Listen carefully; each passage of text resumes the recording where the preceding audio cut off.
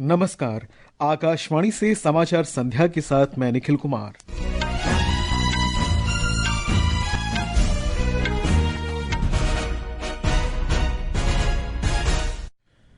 प्रधानमंत्री नरेंद्र मोदी ने कहा, युवा शक्ति प्रगतिशील विचारों के साथ राष्ट्र निर्माण के प्रयासों का नेतृत्व कर रही है।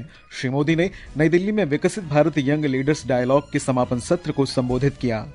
भारत ने जर्मनी के साथ रक्षा, व्यापार, प्रौद्योगिकी, स्वच्छ ऊर्जा तथा आवागमन के क्षेत्र में व्यापक समझौतों के माध्यम से रणनीतिक साझेदारी को और सशक्त किया। जर्मनी ने भारतीय पासपोर्ट धारकों के लिए वीजा मुक्त पारगमन सुविधा की घोषणा की। भारत में अमेरिकी राजदूत सर्जियो गोर ने कहा, दोनों देश व्यापार वार्ता को अंतिम रूप देने के लिए सक्रिय। कहा, भारत से अधिक महत्वपूर्ण कोई साझेदार नहीं।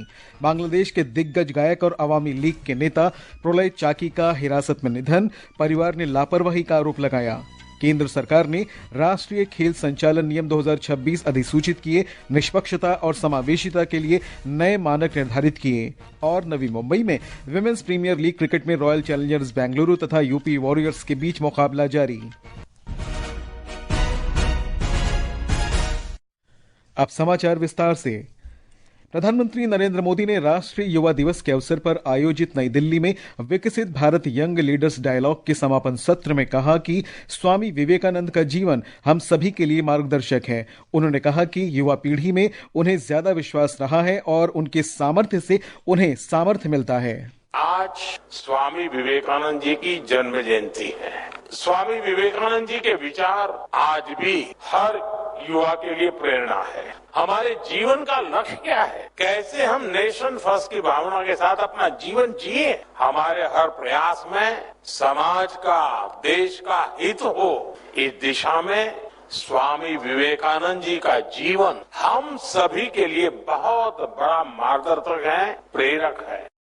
प्रधानमंत्री ने कहा कि नवाचारी विचारों, ऊर्जा और दृढ़ संकल्प के साथ युवा शक्ति राष्ट्र निर्माण में अग्रणी भूमिका निभा रही है। श्री मोदी ने कहा कि 2047 में जब देश स्वतंत्रता के 100 वर्ष पूरा करेगा, तब वो आज के युवाओं के जीवन का सबसे महत्वपूर्ण समय होगा।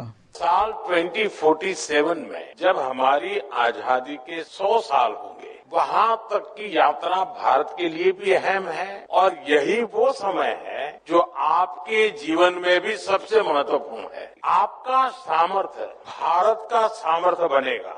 आपकी सफलता भारत की सफलता को नई ऊंचाइयां जरूर देगी। मैं आप सभी को विकसित भारत यंग लीडर्स डायलॉग में सहभागिता के लिए बहुत बधाई देता हूँ। इससे पहले प्रधानमंत्री ने प्रदर्शनी का दौरा किया और युवा प्रतिनिधियों से बातचीत करके उनके नवाचारों तथा विचारों को जाना।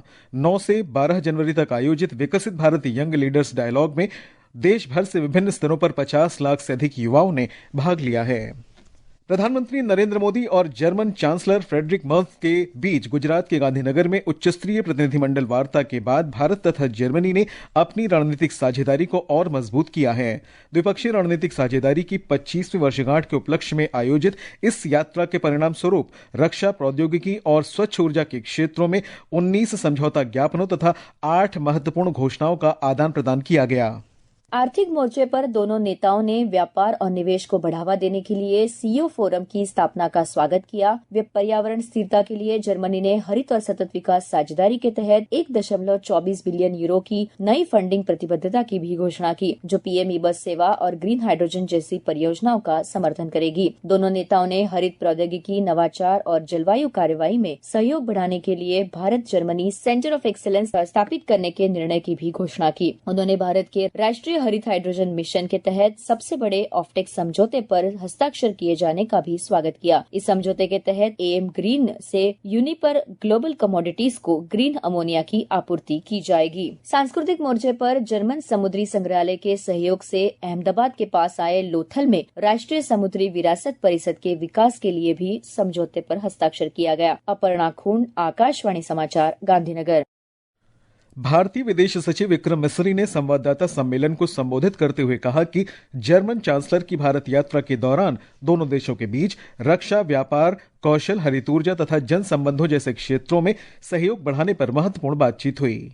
Chancellor Merz's visit, though short, ये यात्रा भारत जर्मनी रणनीतिक साझेदारी के प्रमुख स्तंभों को मजबूत बनाएगी और गति प्रदान करेगी। जैसा कि प्रधानमंत्री मोदी ने कहा है कि एक अनिश्चित वैश्विक वातावरण में भारत और जर्मनी दोनों विश्वसनीय और भरोसेमंद साझेदारियों को महत्व देते हैं। हमें विश्वास है कि इस यात्रा के परिणाम साझा समृद्धि और स्थिरता के लिए हमारी साझेदारी को और भी सुदृढ़ करेंगे। for shared prosperity and stability. विदेश सचिव ने कहा कि जर्मनी के माध्यम से भारतीय पासपोर्ट धारकों को वीजा मुक्त पारगमन की घोषणा और भारतीय स्वास्थ्य सेवा पेशेवरों की भर्ती के एक नए तंत्र की घोषणा आवागमन के लिए एक प्रमुख उपलब्धि है।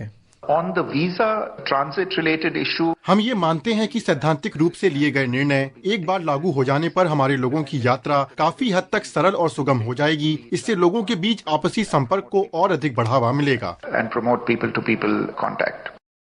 प्रधानमंत्री नरेंद्र मोदी ने कहा है कि भारत और जर्मनी के बीच द्विपक्षीय व्यापार अपने उच्चतम स्तर पर पहुंचकर $50 अरब से अधिक हो गया है। वे गुजरात के गांधीनगर में जर्मनी के चांसलर फ्रेडरिक मर्ज के साथ संयुक्त संवाददाता सम्मेलन को संबोधित कर रहे थे। उन्होंने कहा कि भारत और जर्मनी रक्षा उद्योगों के बीच सहयोग को विस्तृत कर रहे हैं। रक्षा और सुरक्षा में बढ़ता सहयोग हमारे आपसी भरोसे और साझी सोच का प्रतीक है। रक्षा व्यापार से जुड़ी प्राथमिकताओं को सरल बनाने के लिए मैं चांसलर मर्ज का हृदय से आभार व्यक्त करता हूं। हम रक्षा उद्योगों के बीच सहयोग बढ़ाने के लिए एक रोडमैप उस पर भी काम करेंगे, जिससे को डेवलपमेंट और को प्रोडक्शन के नए अवसर खुलेंगे। इस अवसर पर श्री फ्रेडरिक ने कहा कि दोनों देश आपसी संबंधों को उच्चतम स्तर पर ले जाना चाहते हैं। ये समाचार आकाशवाणी से प्रसारित किए जा रहे हैं। ताजा समाचार जानने के लिए आप हमारे social media handle x@AIR News Hindi को फॉलो कर सकते हैं। समाचार संध्या में आपका फिर स्वागत है। भारत में अमेरिका के राजदूत सर्जियो गोर ने कहा है कि भारत और अमेरिका व्यापार वार्ता को अंतिम रूप देने के लिए सक्रिय हैं। भारत में अमेरिका के राजदूत का पदभार ग्रहण करने के बाद श्री गोर ने कहा कि नई दिल्ली में व्यापार दोनों देशों के संबंधों के लिए बहुत महत्वपूर्ण है।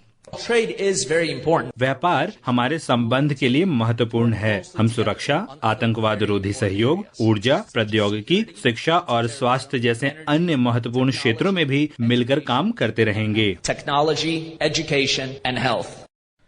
वाणिज्य और उद्योग मंत्री पीयूष गोयल ने कहा है कि वर्ष 2030 तक 500 गीगावाट नवीकरणीय ऊर्जा के देश के लक्ष्य को प्राप्त करने में गुजरात की महत्वपूर्ण भूमिका है। राजकोट में वाइब्रेंट गुजरात क्षेत्रीय शिखर सम्मेलन के अंतर्गत आयोजित एक सम्मेलन को संबोधित करते हुए श्री गोयल ने ये बात कही। उन्होंने बताया कि विकसित भारत के सपने को साकार करने के लिए विकसित गुजरात अत्यंत आवश्यक है। अब से लेके अमृतकाल के 22 वर्षों में जब 2047 में हम विकसित भारत देखना चाहते हैं, तो उसके साथ साथ विकसित गुजरात बनाने के लिए 60 लाख करोड़ का इंफ्रास्ट्रक्चर प्लान भी गुजरात ने बनाया है। केंद्रीय बजट 2026-27 पहली फरवरी को लोकसभा में पेश किया जाएगा। संसद का बजट सत्र इस महीने की 28 तारीख से शुरू होकर 2 अप्रैल तक चलेगा। लोकसभा अध्यक्ष ओम बिरला ने आज नई दिल्ली में बताया कि सदन में बजट पेश करने की प्रक्रिया पहली फरवरी को सवेरे 11 बजे शुरू होगी। इससे पहले संसदीय कार्यमंत्री किरेन रिजिजू ने कहा था कि संसद सत्र का दूसरा चरण 9 मार्च को शुरू होगा और 2 अप्रैल तक चलेगा। भारत बुधवार को राष्ट्रमंडल देशों की राष्ट्रीय संसदों के अध्यक्षों और पीठासीन अधिकारियों के 28वें सम्मेलन की मेजबानी नई दिल्ली में करेगा। 3 दिन का यह सम्मेलन 16 जनवरी तक चलेगा। इस सम्मेलन के अध्यक्ष लोकसभा अध्यक्ष ओम बिरला हैं। नई दिल्ली में मीडिया को संबोधित करते हुए उन्होंने बताया कि प्रधानमंत्री नरेंद्र मोदी 15 जनवरी को संविधान सदन के ऐतिहासिक सेंट्रल हॉल में सम्मेलन का उद्घाटन करेंगे। प्रधानमंत्री नरेंद्र मोदी ने इस बात पर प्रकाश डाला है कि पिछले 11 वर्षों में भारत के कोयला क्षेत्र ने अपने को अगली पीढ़ी के ईंधन के रूप में पुनर्जीवित किया है। केंद्रीय कोयला मंत्री जी किशन रेड्डी के एक पोस्ट के जवाब में उन्होंने कहा कि ये लेख इस बात को रेखांकित करता है कि कोयला क्षेत्र हरित प्रौद्योगिकी के साथ सहज रूप से एकीकृत होकर विकसित भारत 2047 की दिशा में देश की यात्रा में अपना योगदान जारी रखेगा। केंद्र सरकार ने राष्ट्रीय खेल प्रशासन अधिनियम 2025 के अंतर्गत राष्ट्रीय खेल प्रशासन नियम 2026 अधिसूचित किए हैं। ये नियम उत्कृष्ट प्रतिभा वाले खिलाड़ियों को शामिल करने, कार्यकारी समिति की संरचना, राष्ट्रीय खेल निकायों और क्षेत्रीय खेल संघों के सदस्यों के लिए अयोग्यता मानदंड के लिए ढांचा प्रदान करते हैं। प्रधानमंत्री के सक्रिय शासन और समयबद्ध कार्यान्वयन के सर्वोत्कृष्ट मंच प्रगति ने अपनी 50वीं सफल बैठक के साथ एक महत्वपूर्ण उपलब्धि हासिल की है। श्री नरेंद्र मोदी ने इसे 2015 में शुरू किया था। आज इस विशेष श्रृंखला में हम बिहार में स्थित 4.5 किलोमीटर लंबे पटना गंगा रेल सह सड़क पुल पर एक नजर डालते हैं।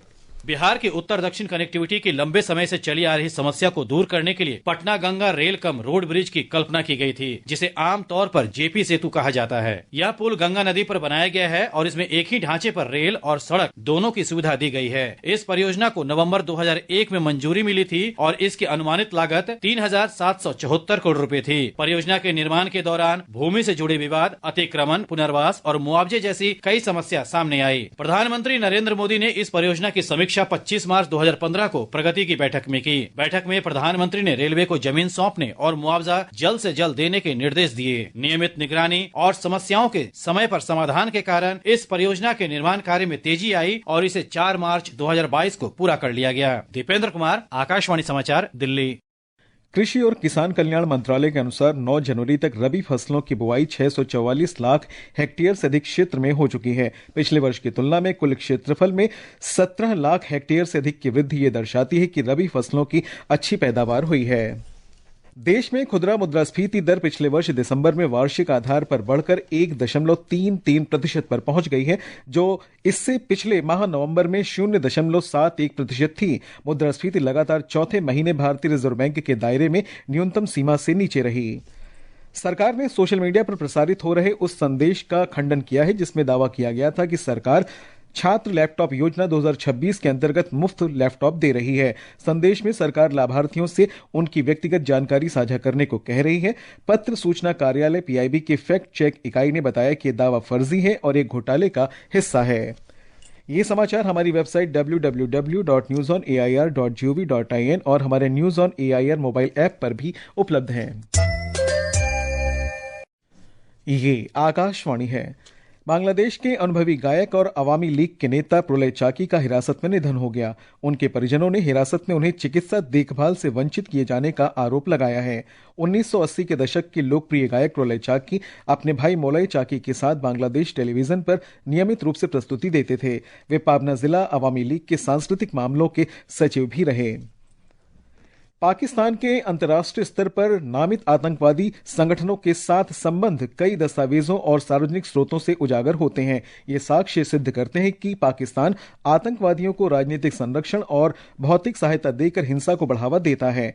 एक समाचार एजेंसी के अनुसार पाकिस्तान लश्कर-ए-तैयबा और जैश-ए-मोहम्मद जैसे समूहों का संरक्षण करता है। संयुक्त राष्ट्र के प्रतिबंधों के बावजूद इन समूहों की गतिविधियां अब भी जारी हैं। आकाशवाणी का समाचार सेवा प्रभाग आज रात 9:30 बजे फोन इन कार्यक्रम पब्लिक स्पीक में एंटीबायोटिक दवाओं के दुरुपयोग और इसके दुष्प्रभावों पर एक परिचर्चा प्रसारित करेगा। इस परिचर्चा में एम्स के चिकित्सा विभाग के पूर्व अध्यक्ष डॉक्टर एस.के. शर्मा और लेडी हार्डिंग अस्पताल में चिकित्सा विभाग के डॉक्टर अनुपम प्रकाश भाग लेंगे।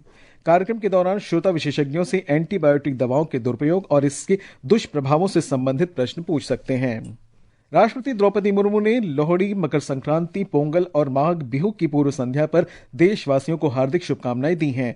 अपने संदेश में उन्होंने कहा कि ये त्योहार देश की समृद्ध कृषि परंपराओं के प्रतीक हैं। महिला प्रीमियर लीग क्रिकेट में रॉयल चैलेंजर्स बेंगलुरु और यूपी वॉरियर्स के बीच मुकाबला जारी है। ताजा समाचार मिलने तक यूपी वॉरियर्स ने 18वें ओवर में 5 विकेट पर 109 रन बना लिए हैं। इससे पहले आज रॉयल चैलेंजर्स बेंगलुरु ने टॉस जीतकर पहले गेंदबाजी करने का फैसला किया था। और अंत में मुख्य समाचार एक बार फिर।